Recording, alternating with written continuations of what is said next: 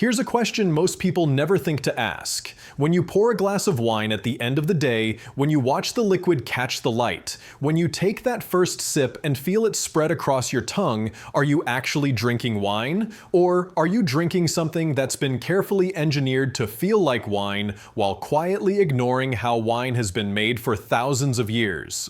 Because somewhere along the way, especially in the American wine market, something shifted. Not loudly, not all at once.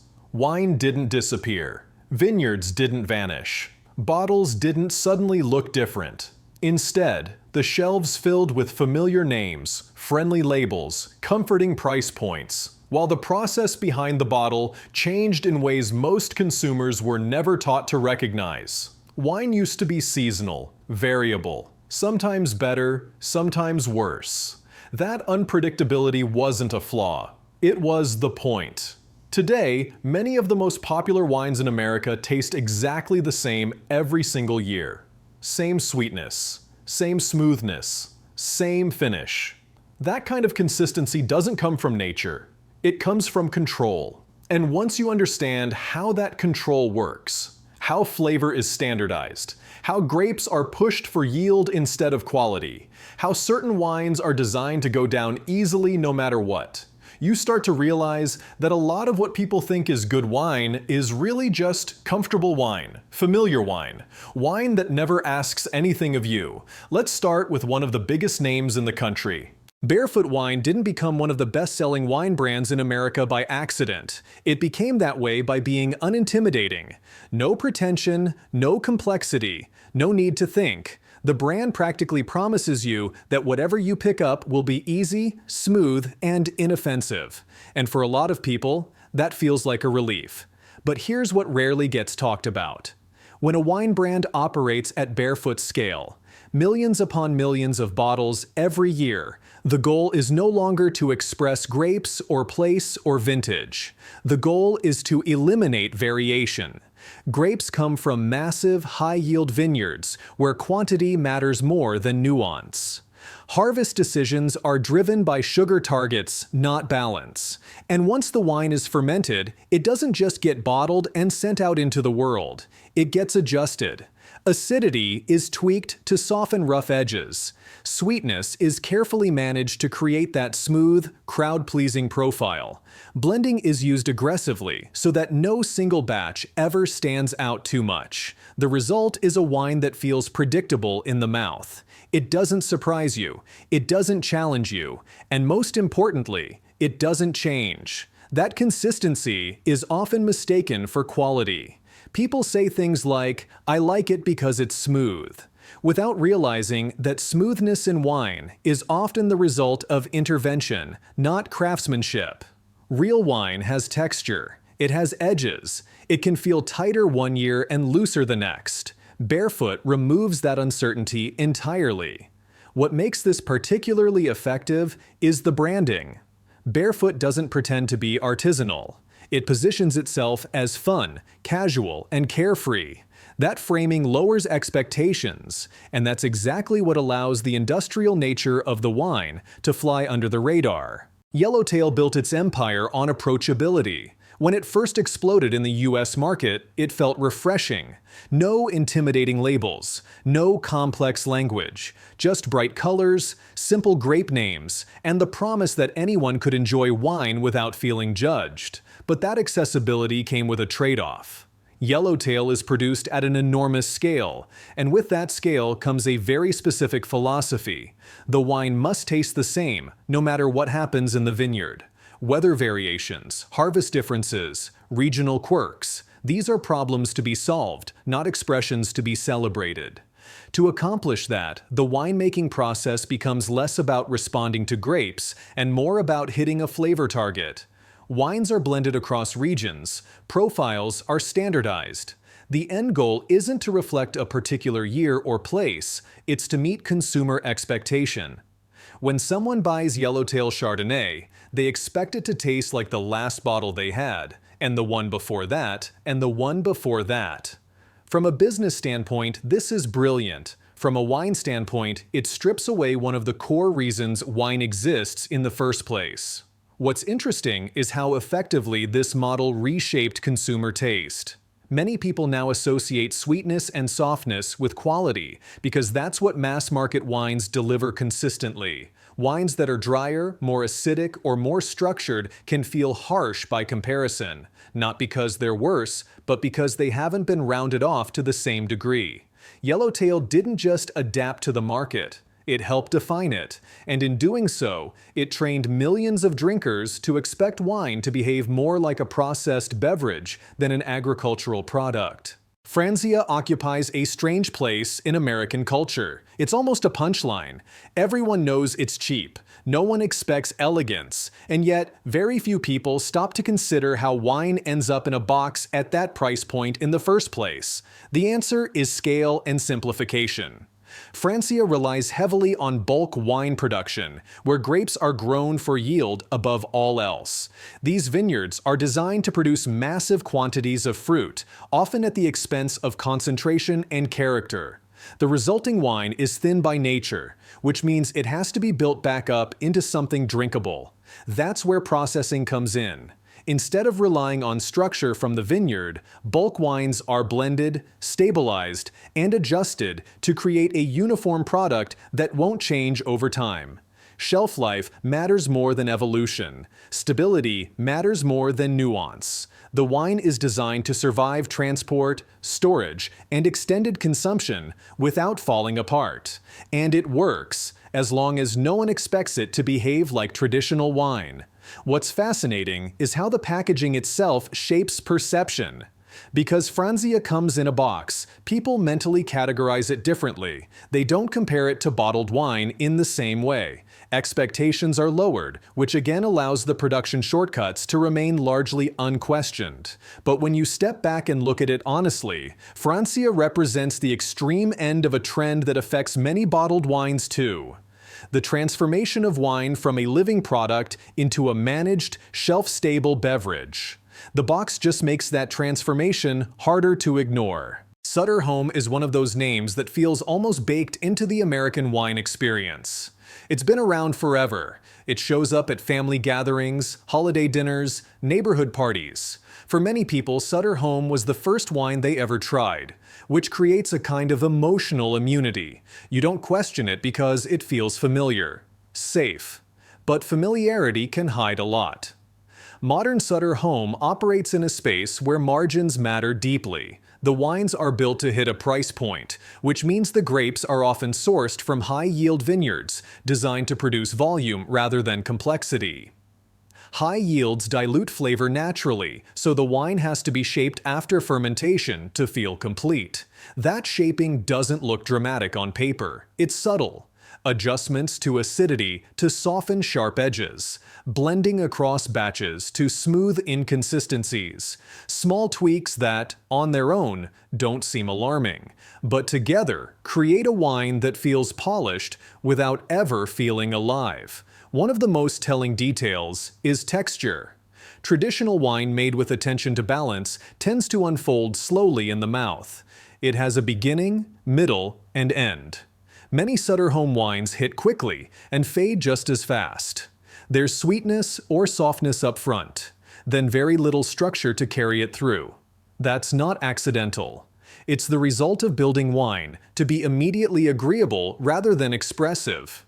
What makes this effective is the brand's legacy. People assume that because it's been around so long, it must still be made the same way.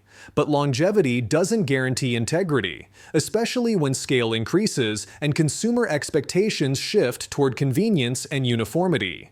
Sutter Home didn't betray its audience overnight. It simply followed the market where it led. Apothic represents a different strategy entirely. Where brands like Sutter Home lean on comfort and familiarity, Apothic leans on drama. Dark bottles, Gothic typography, words like rich, bold, and intense.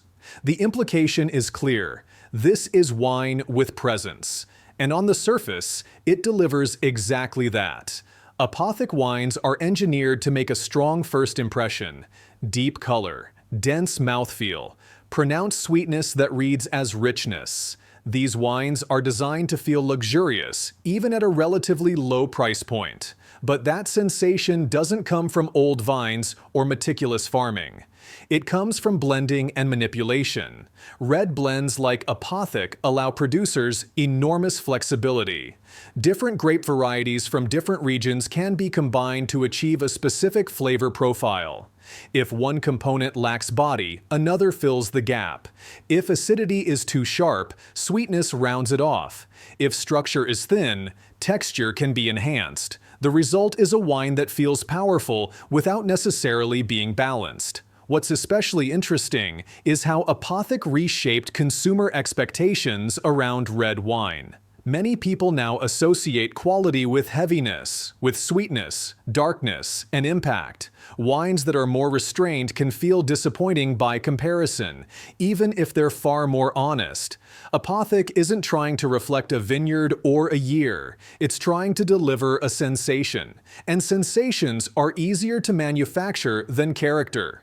The branding sells mystery and depth, but the wine itself is built for immediacy. It grabs your attention quickly, and then has very little to say. Josh Cellars might be one of the most emotionally effective wine brands in America. The story is simple, human, and personal. A son making wine in honor of his father, a sense of sincerity, a feeling that this bottle means something, and that story works. It disarms people, but once demand reaches a certain level, stories stop shaping wine. Wine starts bending to logistics.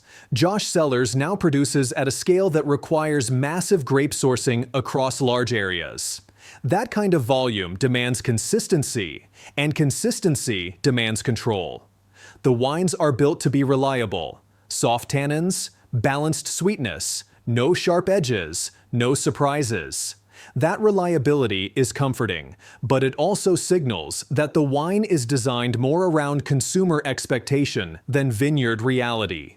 What's clever is how the brand positions itself just above entry level. It feels like a step up, a better choice. And compared to some mass market options, it is, but it still operates within the same system, one where flavor profiles are standardized and variation is minimized. Josh Cellars doesn't taste bad. That's the point. It tastes familiar, even if you've never had that exact bottle before. And while that familiarity makes it easy to drink, it also means you're not really tasting place, season, or farming. You're tasting a carefully maintained identity. The emotional narrative makes people want to believe the wine is more personal than it is. And belief is powerful. It fills in gaps the liquid itself doesn't. Ménage à Trois wears indulgence on its sleeve. The name alone signals excess, pleasure, a little bit of rebellion.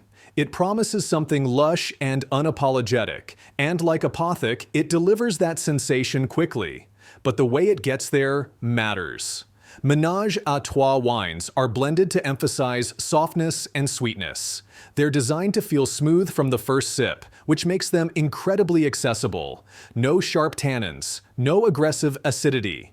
Everything is rounded, padded, and easy. That ease comes at a cost. By smoothing everything out, the wine loses tension. There's very little contrast between flavors, very little movement as it sits on the palate. It's pleasant, but static. And that static quality is often a sign that the wine has been engineered to avoid offending anyone rather than to express anything specific. What's interesting is how well this style fits modern drinking habits. Many people drink wine casually, distracted, paired with food or conversation. A wine that demands attention can feel inconvenient. Ménage à Trois thrives in that environment because it asks nothing of the drinker. But wine that asks nothing also gives very little. The brand's success highlights a broader shift in the market. Wine as background rather than experience. Something to consume, not explore. And while there's nothing inherently wrong with that, it's important to recognize when a product is designed to fade into the background, and when it's designed to stand on its own. Cupcake Vineyards looks harmless. Cheerful, playful, almost innocent. The name alone lowers your guard. It doesn't ask to be taken seriously, and that's exactly why it works. Cupcake isn't trying to convince you it's fine wine. It's trying to convince you it's fun wine. Something sweet, comforting, reliable, something you don't need to think about. And that framing does something important. It quietly shifts expectations away from wine as an agricultural product and toward wine as a flavored experience. Cupcake wines are designed to taste familiar across vintages, regions, and grape varieties. That familiarity is achieved by prioritizing sweetness and softness, which smooth over inconsistencies that naturally occur in grapes. When fruit quality varies, sugar becomes a stabilizer. When structure is thin, mouthfeel is padded. The result is a wine that tastes the way the label suggests, dessert-like, approachable, easy. But that ease comes with a flattening effect. Instead of layers unfolding as you sip, everything arrives at once. Sweetness up front, mild fruit, a short finish. There's nothing wrong with enjoying that style occasionally, but it's important to understand that it's not an accident. It's a design choice. What makes Cupcake particularly interesting is how it reflects modern marketing more than winemaking tradition. The brand understands that many consumers aren't looking for complexity. They're looking for reassurance. Something that tastes exactly like it did last time. Something that won't surprise them. And Cupcake delivers that by treating wine less like fermented grape juice and more like a controlled flavor product. The danger isn't that people enjoy it. The danger is that over time, this style becomes the baseline, and anything outside of it feels off, even when it's closer to how wine has historically behaved. At this point, a pattern should be starting to emerge. The issue isn't that these brands are malicious or secretly trying to deceive people. The issue is that the modern wine market rewards predictability far more than honesty. Wine, at its core, is simple. Grapes are harvested, crushed, fermented, and aged. But once scale enters the equation, simplicity becomes risky. Grapes don't behave the same every year. Weather changes. Sugar levels fluctuate. Acidity shifts. And if you're producing millions of bottles, those variations become logistical problems. So the industry solves them. Acidity can be adjusted to soften sharp edges or add brightness where grapes fall flat. Blending allows producers to average out inconsistencies. Sweetness can mask lack of structure. Filtration and stabilization ensure the wine doesn't change in the bottle. None of these practices are illegal, and many are widely used. But the extent to which they're applied matters. Highly manipulated wines tend to share certain traits. They taste the same year after year. They feel immediately smooth. They don't evolve much in the glass. They don't demand attention. And they're often described with the same words: easy, soft, smooth, crowd-pleasing. Real wine behaves differently. It has tension. Sometimes it's a little tight when first opened. Sometimes it opens up after a few minutes. Sometimes it tastes different with food. That variability isn't a flaw. It's a signal that the wine hasn't been forced into a narrow sensory lane. One of the simplest ways to spot this difference is to pay attention to how a wine finishes. Engineered wines often peak quickly and disappear. Wines made with restraint tend to linger. Flavor doesn't just vanish, it fades gradually, leaving texture and structure behind. Another clue is how the wine reacts to air. Wines built for stability don't change much once poured. Wines built around real balance often do. They shift, sometimes subtly, sometimes noticeably. That movement is part of the experience. And finally, price consistency itself can be revealing. When a brand delivers the exact same flavor profile at the exact same price point year after year, regardless of harvest conditions, something is compensating for nature. Wine is agricultural. Agriculture is never that predictable. Kendall Jackson sits in a very interesting position. It's big, it's widely available, it's not niche or obscure, and yet it operates differently from many mass-market brands. The key difference is control at the vineyard level. Kendall Jackson invests heavily in grape sourcing and vineyard management, which reduces the need for heavy-handed correction later. Instead of forcing every wine into the same mold, the brand allows some variation while maintaining a recognizable house style. That balance matters. Take their Chardonnay, for example. It's rich but not sugary, full but not flat. There's structure underneath the fruit. You can taste acidity holding everything together rather than sweetness smoothing it out. That structure doesn't come from manipulation. It comes from grape quality and timing. Kendall Jackson proves that scale doesn't automatically destroy integrity. It makes compromises like any large producer, but it doesn't rely entirely on engineering to create drinkability. The wines still behave like wine. They change in the glass. They respond to food. They feel built rather than assembled. That's why they work so well as a recommendation. Viewers recognize the name. They've seen it everywhere. And when you explain why it's different, it reframes how people think about what's possible in a widely distributed bottle. Bonterra Organic Vineyards represents another path, one built around farming rather than flavor correction. Bonterra was early to organic viticulture at a commercial scale, and that commitment shapes the wine long before fermentation begins. Organic farming doesn't automatically make wine better, but it changes priorities. Healthier soils tend to produce grapes with more natural balance, which reduces the need for aggressive intervention later. That restraint shows up in the glass. Bonterra wines are not designed to overwhelm you. They're clean, they're balanced, they don't rely on sweetness to feel complete. And most importantly, they taste like fermented grapes, not a sculpted flavor profile. What makes Bonterra especially effective for modern audiences is transparency. The brand doesn't hide behind mystery or indulgence. It talks openly about sourcing, farming, and process. That openness builds trust, not because the wine is perfect, but because it doesn't pretend to be something it's not. In a market full of carefully managed illusions, honesty stands out. The American wine aisle didn't change overnight. It slowly optimized itself for scale, consistency, and comfort. Brands learned that most consumers value predictability more than expression, and they built products to meet that demand. The problem isn't that these wines exist. The problem is that many people were never taught how to tell the difference between wine that's been guided and wine that's been engineered. Once you understand that difference, the shelf looks very different. Wine doesn't need to be intimidating. It doesn't need to be expensive, but it should be honest. It should reflect decisions made in the vineyard, not just solutions applied in the cellar. Once you know what to look for, you don't need to memorize brands. You just need to pay attention to how the wine behaves, in the glass, on your palate, and over time. Which of these brands surprised you the most? And if you want to see another breakdown like this, there's more waiting.